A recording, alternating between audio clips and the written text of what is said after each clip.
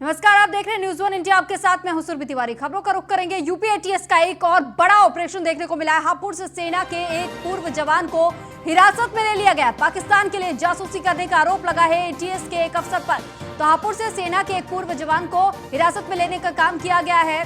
पाकिस्तान के लिए जासूसी करने का आरोप लगा था और ये खबर हापुड़ से हम आपको बता रहे। बहादुरगढ़ थाना क्षेत्र के बिहोनी गांव का रहने वाला ये आरोपी बताया जा रहा है, जिसको हिरासत में लेने का काम किया गया। यूपी एटीएस का एक और बड़ा ऑपरेशन यहां देखने को मिला है। हापुड़ से सेना के एक पूर्व जवान को हिरासत में ले लिया गया है।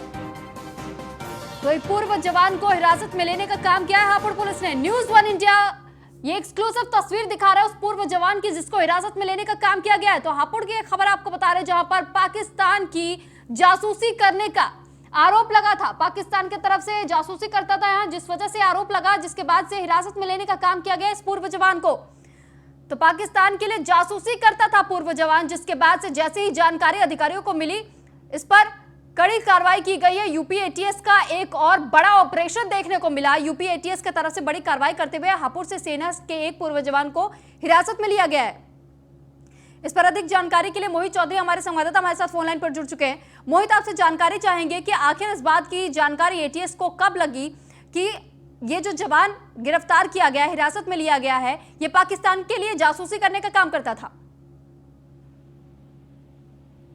एटीएस में हापुड़ पुलिस ने हापुड़ के अंदर छापेमारी की है।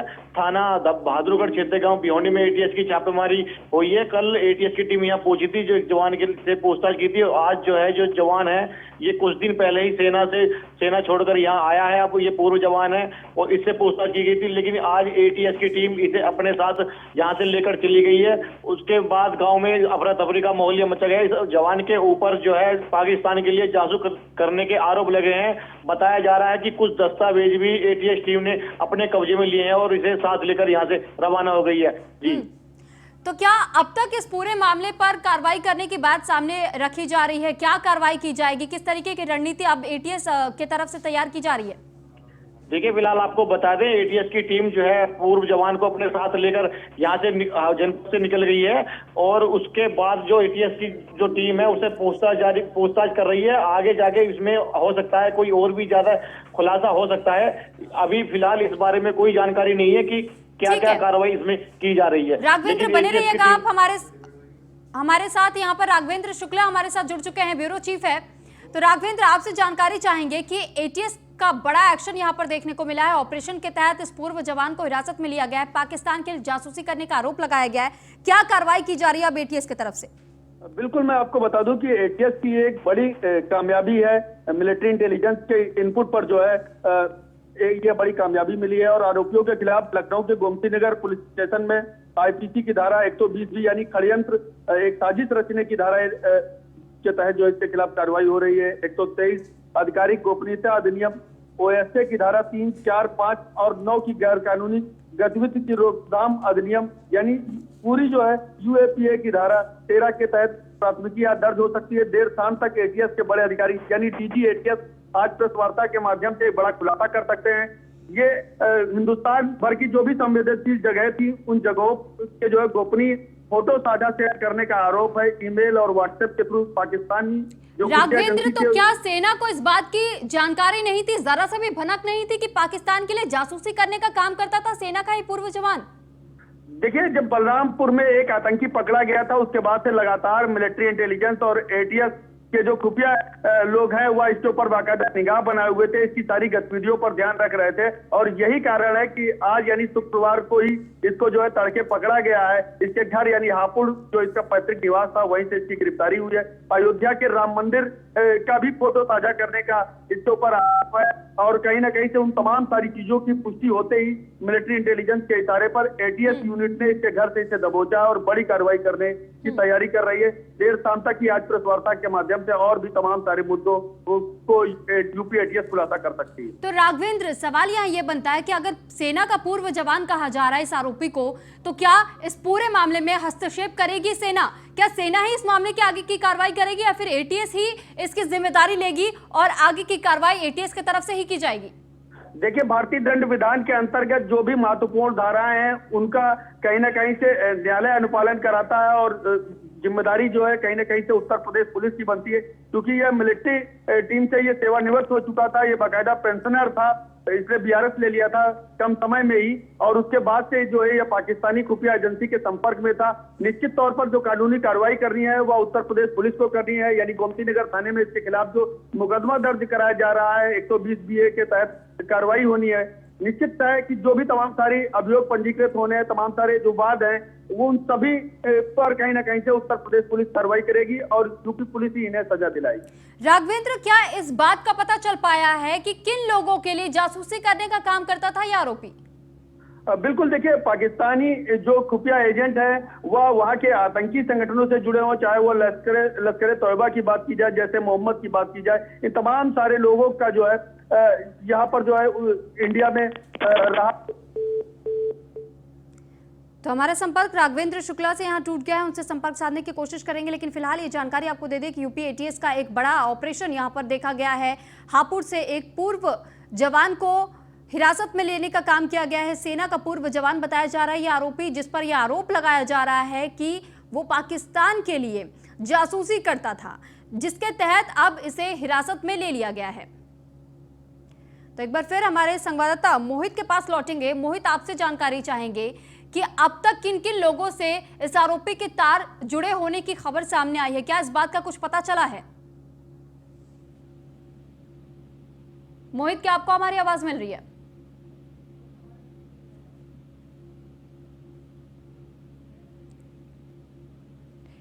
लगता है हमारा संपर्क मोहित से नहीं हो पा रहा है, लेकिन हापुड़ से ये बड़ी खबर आपको बता रहे हैं, जहां पर सेना के एक पूर्व जवान को हिरासत में लेने का काम किया गया है। दरअसल ये पूरा मामला बताया जा रहा है कि जो पूर्व जवान बताया जा रहा है उस पर यह आरोप लगा है कि उसने पाकिस्तान के लिए जासूसी की है, जिसके बाद से एटीएस की बड़ी कार्रवाई देखने को मिली है। एटीएस ने एक ऑपरेशन के तहत इस आरोपी को हिरासत में ले लिया है और पूछताछ अब भी जारी है।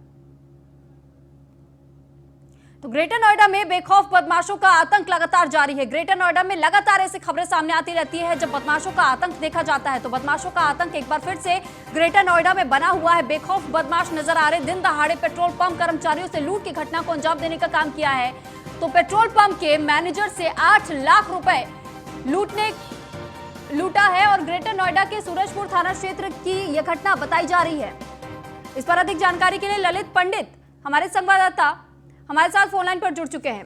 ललित, आपसे जानकारी चाहेंगे कि पेट्रोल पंप के मैनेजर से लूटपाट की घटना सामने आई है, इस पर पुलिस की तरफ से क्या रुख अपनाया गया है, क्या कार्रवाई अब तक इस मामले में हो पाई है?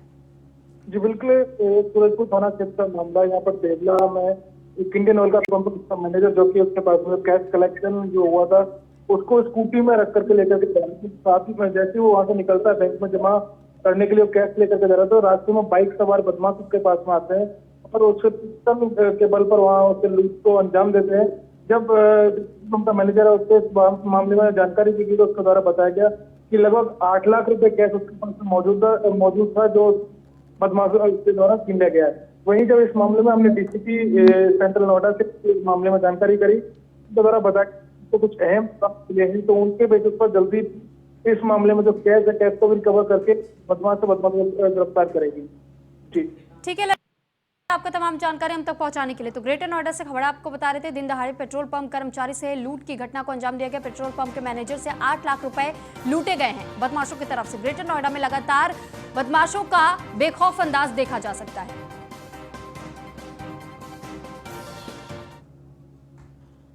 बुलंदशहर में जहरीली शराब से कई मौतें अब तक हो चुकी है, तो इस मामले में बड़ी कार्रवाई की गई है। आबकारी विभाग के एक्साइज इंस्पेक्टर सहित 4 लोग निलंबित कर दिए गए हैं। आबकारी आयुक्त ने डीएम की रिपोर्ट पर सभी को निलंबित कर दिया। तो आबकारी विभाग के एक्साइज इंस्पेक्टर सहित 4 लोग अब तक निलंबित किए जा चुके हैं। बुलंदशहर का यह मामला जब तूल पकड़ने लगा था, इसके बाद से कार्रवाई की गई है प्रशासन की तरफ से। तो जहरीली शराब का ये मामला तूल पकड़ता गया। 4 लोगों से बढ़कर यह आंकड़ा 5 लोग हो गए। जब 5 लोगों की मृत्यु बताई गई, वहीं कई लोगों की हालत इस वक्त भी गंभीर बताई जा रही है। आईडी साहब ने बताया है, इसमें जांच पड़ताल पूरी जारी है। इसमें 5 डेथ हो चुकी है। जांच के बाद जो भी दोषी जिस स्तर पे आवश्यकता होगी कार्रवाई पूरी की जाएगी। और आगे भी अगर कहीं पर अवैध शराब का कर्षण हो रहा है, कहीं डिस्ट्रेशन हो रहा है, उसके विरोधी अभियान चलाकर जॉइंट टीम की, मजिस्ट्रेट की, पुलिस की और आबकारी विभाग की जॉइंट टीम बनाकर इसमें विशेष अभियान अभी हम लोग शुरू कर रहे हैं। आबकारी विभाग की लापरवाही दिखाई दे रही है क्या? देखिए, ये सब जाँचें चल रही हैं, डीएम साहब एसएसपी साहब जाँच स्वयं कर रहे हैं इसमें, और कहीं पर जिस स्तर पर लापरवाही आएगी कार्रवाई करेंगे। कोई प्रशासनिक मुआवजा शासन से? अभी इन सब चीज़ों पे मतलब परीक्षण किया जा रहा है, पूरे सभी पहलू पर जाँच इसमें हो रही है, और जो भी आवश्यकता होगी जिस तरीके से होगा आगे इसमें कार्रवाई। देखिए, जो जानकारी मिली है उसमें 5 लोगों की मृत्यु हुई है, और एहतियातन जिनको, क्योंकि डीएम साहब ने वहाँ पर सबको माइक से और पब्लिक एड्रेस सिस्टम से कहला दिया था कि किसी को भी किसी भी तरीके के कोई सिम्टम्स हों तो वो एहतियातन एडमिट हो जाए ताकि इनका मेडिकल कराया जा सके। तो ऐसे 16 लोग इसमें चिन्हित हुए हैं जिनको एडमिट किया गया है, और देखा गया तो उनकी कंडीशन सभी की ठीक है। सभी पहलुओं पर इसमें जांच की जा रही है, और आबकारी विभाग के लोग और पुलिस के, प्रशासन के सभी लोग मिल करके इसको तह तक जाएंगे, और इसमें जो भी दोषी होगा उस पर कठोरतम कार्रवाई की जाएगी और किसी को बख्शा नहीं जाएगा। सर, अभी तक ये क्या जानकारी मिल रहा है, 20 ब्रांड शराब थी, क्या इसको बनाया गया था अपने यहाँ? देखिए, मैंने कहा ना, अभी ये प्रथम दृष्टया सभी सैम्पलिंग और सारी चीज़ें इसमें की जा रही हैं। अभी मैंने भी पूछताछ की है, बहुत जल्दी इसको लॉजिकल एंड तक लेके जाएंगे, और इतना आश्वस्त करते हैं कि जो भी इसमें दोषी पाया जाएगा उस पर कठोरतम कार्रवाई। सर, एक और ग्रामीण बता रहे हैं सर, पिछले काफ़ी समय से ये यहाँ पर शराब बिक्री हो रही है, और लेकिन मैंने कहा सभी पहलुओं पर इसमें जांच करके जो भी रिस्पॉन्सिबिलिटी, जो कि इन्होंने अभी स्थानीय स्तर पर जो थाने के थानाध्यक्ष और 4 लोग कुल मिलाकर के इसमें निलंबित किए गए हैं, लेकिन बाकी सभी पहलुओं पर जो भी दोषी पाया जाएगा, चाहे कोई हो, उसको बख्शा नहीं जाएगा। अब आपको ग्राफिक्स के जरिए बताते हैं कि यूपी में पिछले कुछ दिनों में कहां-कहां जहरीली शराब से मौतें हुई है और सरकार ने उस पर क्या एक्शन लिया है। तो जहरीली शराब पीने से 5 लोगों की मौत बुलंदशहर में हुई है। सीएम योगी का एक्शन क्या था? थाना प्रभारी हल्का इंचार्ज को निलंबित कर दिया गया। तो जहरीली शराब पीने से 7 लोगों की मौत हुई प्रयागराज में, वहीं आरोपियों पर कठोर कार्रवाई, 3 को गिरफ्तार किया गया है। सीएम योगी का एक्शन प्रयागराज में भी देखा गया। तो लखनऊ में 6 लोगों की जहरीली शराब पीने की वजह से मौत हुई थी, जिसके बाद से सहायक आबकारी आयुक्त, एसएचओ, दरोगा समेत 3 पुलिसकर्मियों को सस्पेंड कर दिया गया सीएम योगी के एक्शन के तहत। तो फिरोजाबाद में जहरीली शराब पीने से 5 लोगों की मौत हुई थी, तो वहीं इंस्पेक्टर, चौकी इंचार्ज और आबकारी निरीक्षण हटाए गए थे। तो बड़ा एक्शन लिया गया सीएम योगी की तरफ से। जहां जहां जहरीली शराब की वजह से लोगों की मौतें हुई थी, जैसे कि बाराबंकी में 14 लोगों की मौत हुई थी, 10 पुलिसकर्मी वहां पर भी सस्पेंड किए गए थे। तो इस पर अधिक जानकारी के लिए हमारे संवाददाता अशोक कुमार हमारे साथ फोन लाइन पर जुड़ चुके हैं। अशोक, आपसे जानकारी चाहेंगे कि योगी सरकार तो बार बार एक्शन लेती रहती है, लेकिन जो तमाम आबकारी विभाग है, आबकारी विभाग के अधिकारियों की तरफ से हर बार ऐसी लापरवाही क्यों देखी जाती है? क्या उनके बीच जरा सा भी सरकार का कोई खौफ नहीं है?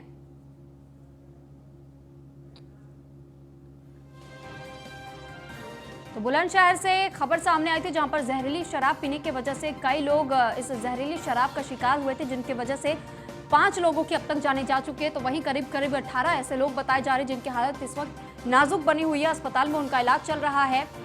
और लगातार योगी सरकार का डंडा भी इन अधिकारियों पर चल रहा है जो मामले पर लापरवाही बरतने का काम कर रहे हैं। तो आबकारी आयुक्त ने डीएम की रिपोर्ट पर सभी को निलंबित करने का काम किया है। बुलंदशहर से खबर सामने आई थी, जहरीली शराब से कई मौतों की खबर सामने आई, जिसमें आबकारी विभाग के एक्साइज इंस्पेक्टर सहित 4 लोगों को अब तक निलंबित कर दिया गया है। आबकारी आयुक्त ने डीएम की रिपोर्ट पर सभी को निलंबित करने का कदम उठाया। तो बड़ी कार्रवाई की गई है। न्यूज़ 1 इंडिया की टीम ने इस खबर को प्रमुखता के साथ दिखाया भी था, और उसके बाद से बड़ा असर भी, न्यूज़ 1 इंडिया की इस खबर के बाद बड़ा असर देखने को मिला। बुलंदशहर में कार्रवाई भी हुई और अब रिपोर्ट भी तैयार की जा रही है। तो लगातार ऐसे तमाम राज्य है जहां से आबकारी विभाग की इस तरीके से लापरवाही की खबरें सामने आती रही है। इससे पहले भी ऐसा कई दफा हो चुका है। जब लखनऊ की बात कर ले, प्रयागराज की बात कर ले और अब बुलंदशहर की बात करें, तो ऐसे तमाम जगह है जहां पर आबकारी विभाग की लापरवाही इसी तरीके से देखी जाती है। कई बार तो आबकारी विभाग पर सवालिया निशान भी खड़े कर दिए जाते हैं ग्रामीणों की तरफ से, लोगों की तरफ से, कि आबकारी विभाग की मिलीभगत की वजह से, साठगांठ की वजह से ये इस तरीके से धड़ल्ले से कच्ची शराब बेचने का काम किया जाता है, जहरीली शराब बेचने का काम किया जाता है, आम जनता की जान को जोखिम में डालने का काम जानबूझ करके किया जाता है। तो इस तरीके से ये धड़ल्ले से जो शराब बेचने का काम चल रहा था, जहरीली शराब, कितने लोगों की जाने गई है, लेकिन इस पर आबकारी विभाग क्या जिम्मेदारी लेगा? बार बार ये सवाल खड़े होते हैं, आबकारी विभाग की तरफ से बार बार ऐसी लापरवाही बरती जाती है, तो आखिर योगी सरकार कब तक इनके करतूतों पर पर्दा डालती रहेगी? क्योंकि लगातार योगी सरकार कोशिश करती है अधिकारियों को समझाने की, लेकिन अधिकारी है कि सुनने को तैयार नहीं है। वो अपना पेट भरने में लगे रहते हैं, कमीशन खाने के फिराक में। तो कहीं ना कहीं वो साठगांठ साफ तौर पर देखी जा सकती है, जिसको इस खबर को जब न्यूज वन इंडिया की टीम ने प्रमुखता के साथ चलाया, इस मुद्दे को उठाया, तो उसके बाद से न्यूज वन इंडिया की टीम की इस खबर को प्रमुखता के साथ दिखाने के बाद बड़ा असर देखा गया बुलंदशहर में। उसके बाद कार्रवाई की गई। एक बार फिर हमारे संवाददाता अशोक कुमार हमारे साथ फोन लाइन पर जुड़ चुके हैं। अशोक, आपसे जानकारी चाहेंगे कि बुलंदशहर की जो घटना सामने आई है, 5 लोगों की जान जा चुकी है, आबकारी विभाग की लापरवाही, बड़ी लापरवाही कहेंगे, तो आखिर जिम्मेदारी क्या आबकारी विभाग लेगा जिन लोगों की जाने गई हैं अब तक? बिल्कुल, आपको बता दूं वो आबकारी विभाग की तरफ से जो लापरवाही बरती गई है उसमें तत्काल में इंस्पेक्टर को निलंबित कर दिया था। 3 सिपाही जो वो भी निलंबित कर दिए गए हैं और पूरी तरीके से इसमें मजिस्ट्रेट जांच के आदेश दे दिए गए हैं। अब जांच के आदेश के बाद में निकल के क्या निकलता आता है, जो भी दोषी हैं तो अधिकारी हैं। ठीक अशोक, आप हमारे साथ बने रहिएगा। एक और अपडेट अपने दर्शकों को बता दें, बुलंदशहर से जहरीली शराब से हुई मौतों के मामले में एक और बड़ी कार्रवाई हुई है। संयुक्त आबकारी आयुक्त राजेश मणि त्रिपाठी हटाए गए हैं। तो ये बड़ी जानकारी इस वक्त हम आपको दे रहे हैं। उप आबकारी आयुक्त सुरेश पटेल को भी हटाने का काम किया गया है। इस पर अधिक जानकारी के लिए एसके वाजपेयी हमारे साथ फोन लाइन पर जुड़ चुके हैं। एसके, आपसे जानकारी चाहेंगे कि अब क्या अपडेट सामने आ रही है? बिल्कुल, जिस तरीके से बुलंदशहर में शराब कांड पर सीएम योगी आदित्यनाथ ने पूरे मामले का ठोस संज्ञान लिया था, आला अफसरों को मौके पर जाकर रिपोर्ट देने का निर्देश दिया था, जो प्राथमिक रिपोर्ट आई है उसके आधार पर बड़ी कार्रवाई करते हुए संयुक्त आबकारी आयुक्त मेरठ राजेश मणि त्रिपाठी को अपने पद से हटा दिया गया है। साथ ही साथ उप आबकारी आयुक्त सुरेश चंद्र पटेल को भी उसके पद से हटा दिया गया है। दोनों अफसरों को आबकारी आयुक्त कार्यालय प्रयागराज से संबद्ध कर दिया गया है। मतलब इस दौरान वो किसी तरीके का प्रशासनिक कार्य जो कि आबकारी विभाग से जुड़ा हुआ है वो नहीं कर सकेंगे। साथ ही साथ जिला आबकारी अधिकारी बुलंदशहर संजय कुमार त्रिपाठी को भी हटा दिया गया है। आबकारी निरीक्षक समेत एक प्रधान आबकारी सिपाही और 2 अन्य आबकारी सिपाही समेत 4 लोगों को सस्पेंड कर दिया गया है। तो हम कहें कि पुलिस विभाग के जहां 4 अफसर पहले ही सस्पेंड हो चुके हैं, उसके बाद अब ये आबकारी विभाग में सीएम योगी आदित्यनाथ की बड़ी कार्रवाई है जो न्यूज वन इंडिया सबसे पहले दिखा रहा है। हमने हर चीज को सबसे पहले दिखाने की कोशिश की है कि किस तरीके से बुलंदशहर में पूरी घटना को अंजाम किया गया, कैसे जहरीली शराब का नेक्सस बुलंदशहर में चल रहा था। न्यूज वन इंडिया पल पल की खबर दिखा रहा था, पीड़ित परिवार की जो मांगे थी उनको सुना रहा था। तो कहीं ना कहीं अब सीएम योगी आदित्यनाथ ने प्राथमिक रिपोर्ट के आधार पर फिलहाल 2 आला अफसरों जिसमें संयुक्त आबकारी आयुक्त और उप आबकारी आयुक्त को हटाते हुए जिला आबकारी आयुक्त को भी हटा दिया है। तो कहीं ना कहीं इन तीनों अधिकारियों को इसके क्या केवल निलंबन कर देने से या फिर केवल सस्पेंड कर देने से क्या ये मामला शांत हो जाएगा? क्या उन परिवारों को न्याय मिल जाएगा जिन्होंने परिवार के लोगों को खोया है? बिल्कुल, अगर हम कहें कि जिन लोगों ने अपने परिजनों को खोया है उनके लिए निश्चित तौर पर ये कोई बहुत बड़ा उनके लिए उपाय नहीं है, लेकिन एक मरहम जरूर उनको है, क्योंकि जो लोग कहीं ना कहीं इस पूरे नेक्सस में शामिल थे, जिनकी लापरवाही से बुलंदशहर में 4 लोगों की जान गई, 15 लोग जिंदगी और मौत से जूझ रहे हैं। ऐसी स्थिति में उन अफसरों को प्राथमिक रिपोर्ट के आधार पर लापरवाही बरतने पर उनके पदों से हटा दिया गया है। निश्चित है कि जो आगे की विस्तृत जांच होगी उसके बाद जो आगे की कार्रवाई होगी वो की जाएगी। फिलहाल 4 पुलिस के अफसर सस्पेंड हो चुके हैं, जिसमें थाना प्रभारी, चौकी इंचार्ज, 2 हल्का सिपाही पहले ही सस्पेंड हो चुके हैं और अभी आबकारी विभाग के आबकारी निरीक्षक समेत 3 अन्य कर्मचारियों को भी सस्पेंड कर दिया गया है। 3 बड़े अधिकारियों को हटा दिया गया है। तो आबकारी विभाग में भी 3 अधिकारियों समेत 6 लोगों पर कार्रवाई सीएम योगी के निर्देश पर कर दी गई है। सवाल तो तब भी कानून व्यवस्था पर उठते हैं, क्योंकि क्या अगर समय समय पर मॉनिटरिंग की जाती, पेट्रोलिंग की जाती, तो क्या इस तरीके की जानकारी निकलकर सामने आती? बार बार आबकारी विभाग की इस तरीके की लापरवाही देखी जाती है, धड़ल्ले से ऐसी शराबें कैसी बेच दी जाती है? इतने लोगों की जब जान जाती तब प्रशासन की नींद क्यों खुलती है?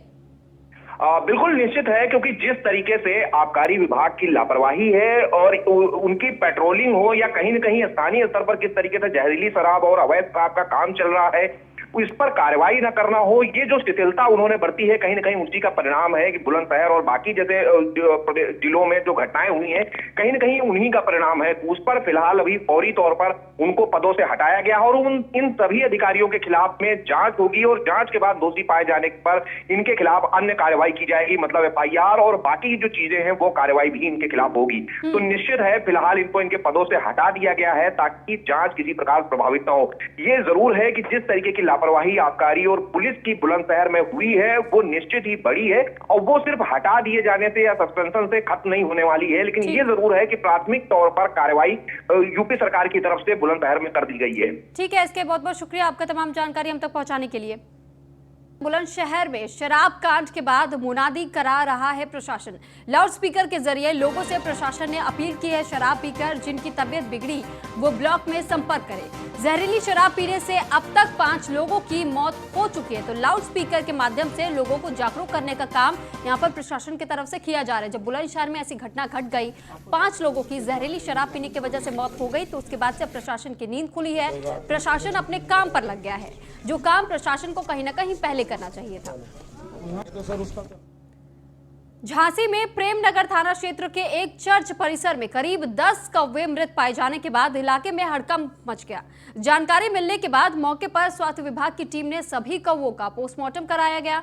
रिपोर्ट में कौवों में किसी भी प्रकार के बर्ड फ्लू के लक्षण नहीं मिले हैं। कौवों की मौत सर्दी के कारण हुई थी। वहीं प्रशासन का कहना है कि बर्ड फ्लू जैसा कोई भी माहौल फिलहाल झांसी और आसपास के क्षेत्र में नहीं है।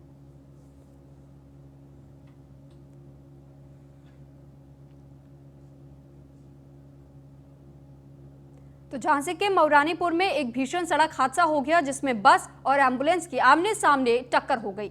एम्बुलेंस में सवार एक महिला की मौत हो गई और 4 लोग गंभीर रूप से घायल हो गए। सभी घायलों को इलाज के लिए नजदीकी अस्पताल में भर्ती कराया गया। वहीं हादसे की सूचना मिलने के मौके पर पहुंची पुलिस ने शव को अपने कब्जे में लेकर पोस्टमार्टम के लिए भेज दिया है और मामला दर्ज कर आगे की जाँच में जुट गई। तो झांसी से वो तस्वीरें भी आपको दिखा रहे हैं जिसमें 4 लोगों के घायल होने की खबर सामने आई। बस और एम्बुलेंस की टक्कर हुई।